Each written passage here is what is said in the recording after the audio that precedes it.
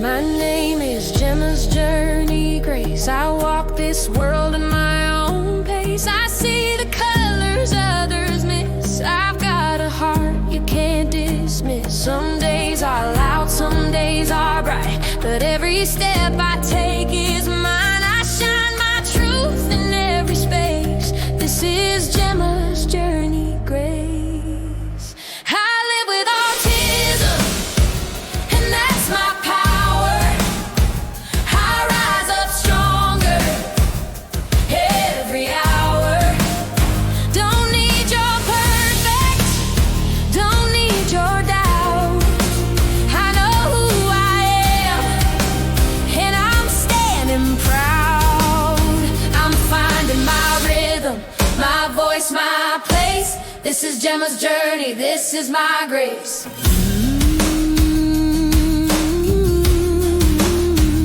You might not see what's in my mind, but there's a world of stars behind. I feel the music in the air, I feel the love that's always there. My story's written in my way, no rules to how I shine today. I'm on a path I'm meant to chase. Call me Gemma's Journey Grace. I live with autism, and that's my power. I rise up stronger every hour. Don't need your perfect, don't need your doubt. I know who I am, and I'm standing proud. I'm finding my rhythm, my voice, my place. This is Gemma's journey, this is my grace.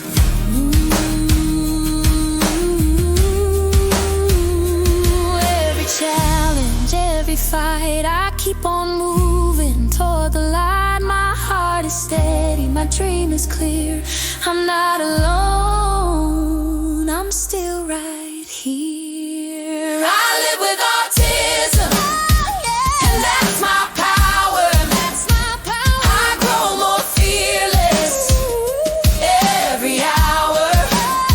I'm writing my story line by line. This journey's tough, but it's all mine. I'm finding my rhythm, my voice, my place. I'm Gemma's Journey.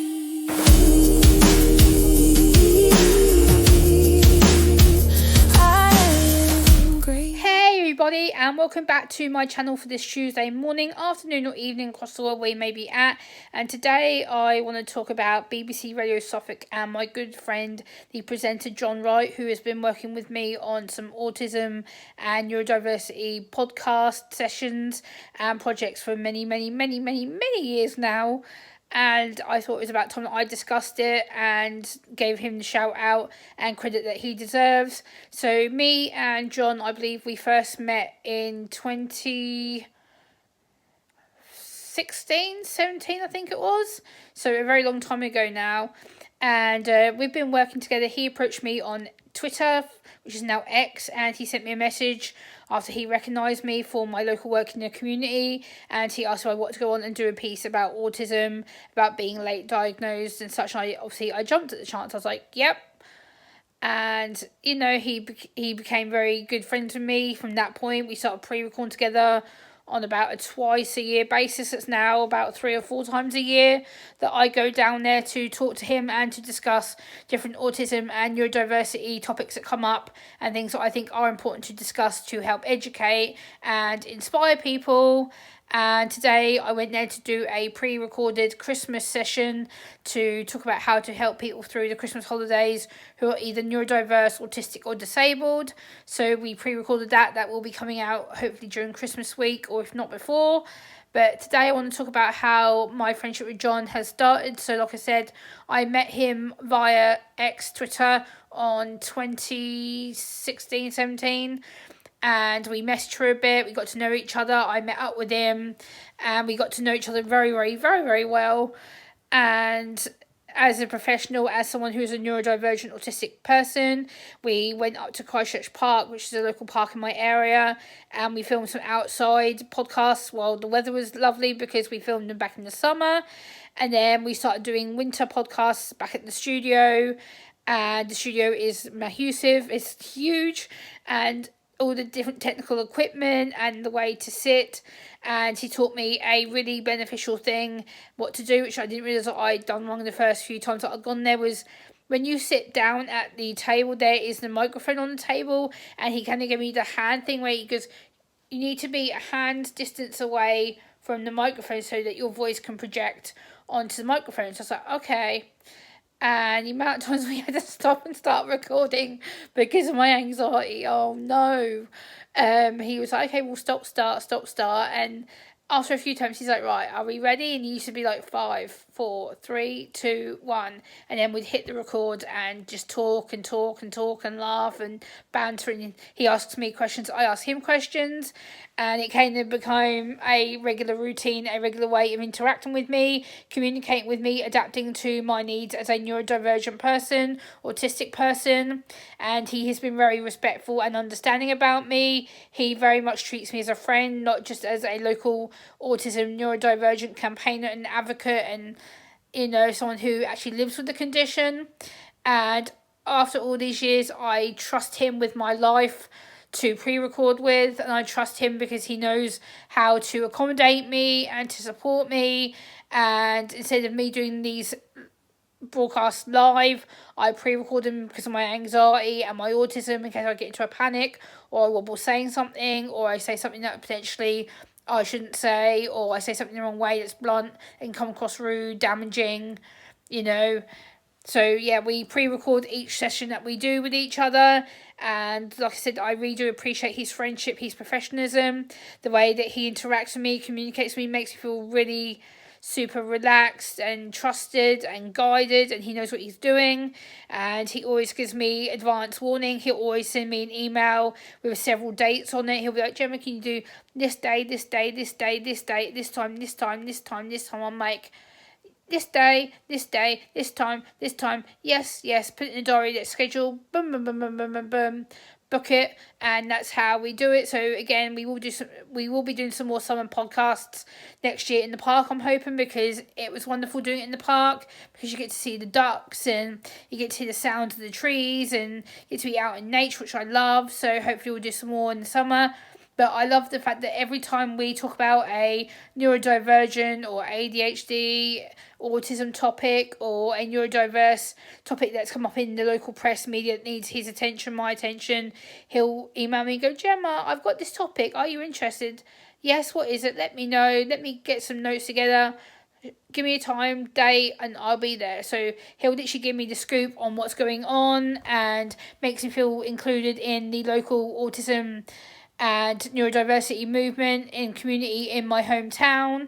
And I just feel really grateful he trusts me to bring the latest topics to him, the latest agendas to him, the local community news, and that he trusts me as one of the top advocates, neurodiverse advocates in my hometown, because that means a lot to me, because obviously I have done a lot of work for the last 10, 11 years with him now, and I wouldn't change it for the world.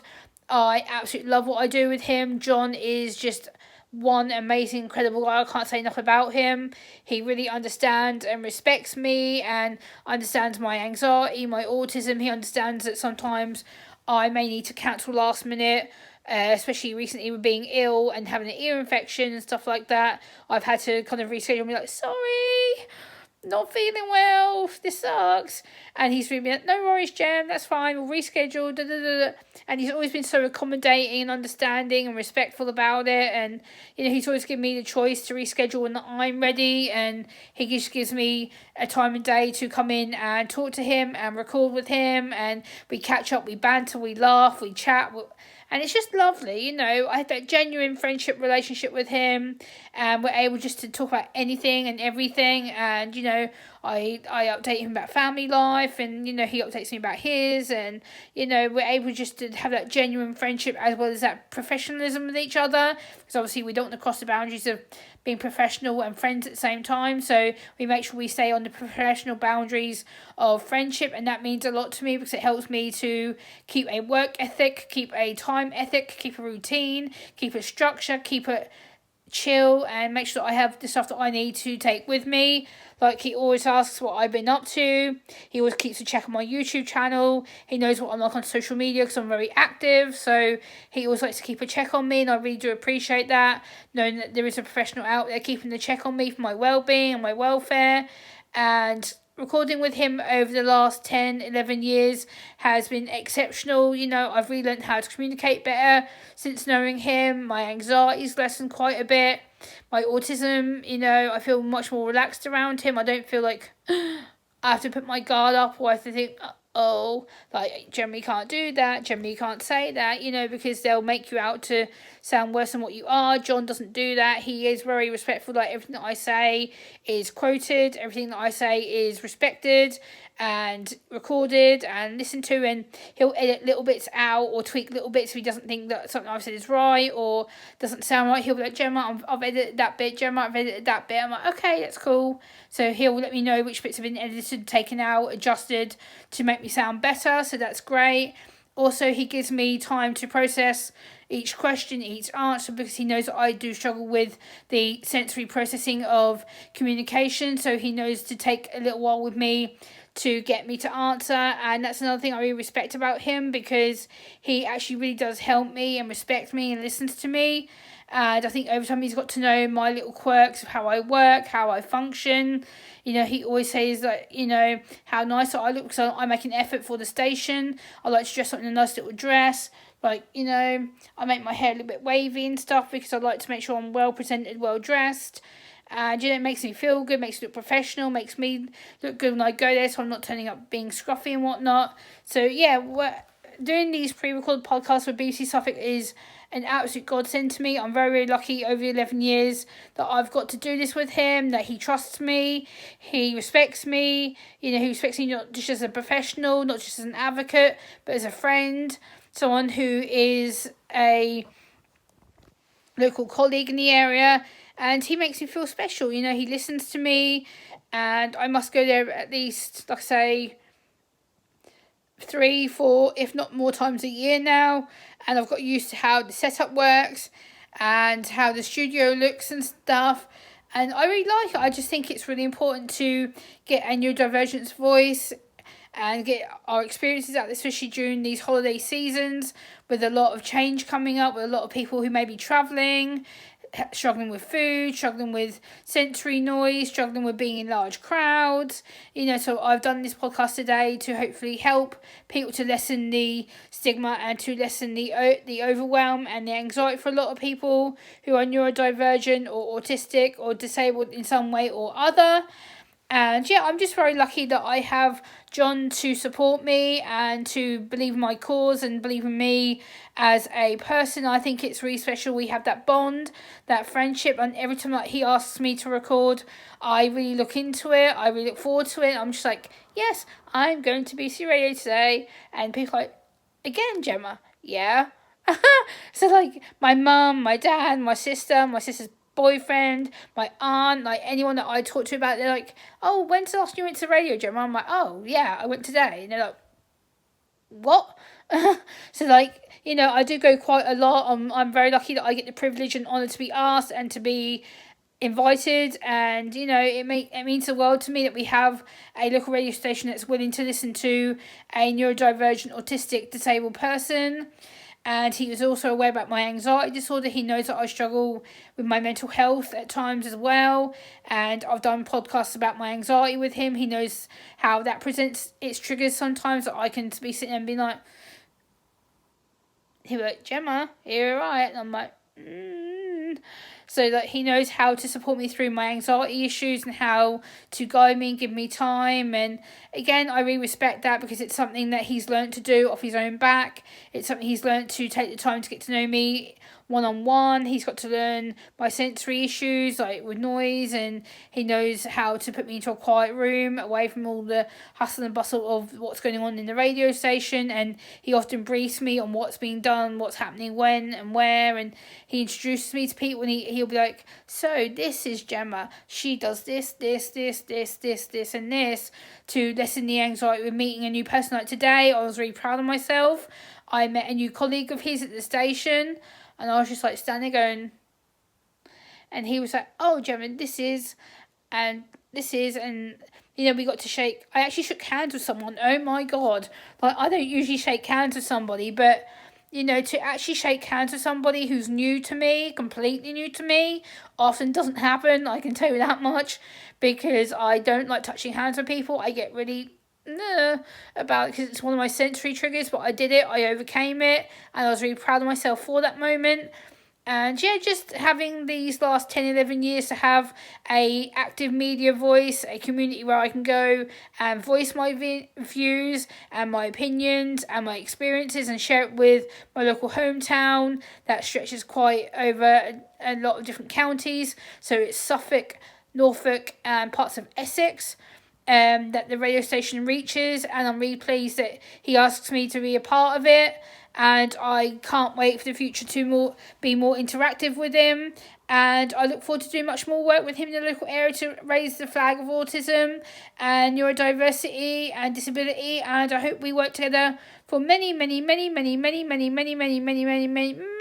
years to come if he'll have me. And I will wish you all a Merry Christmas. Bye.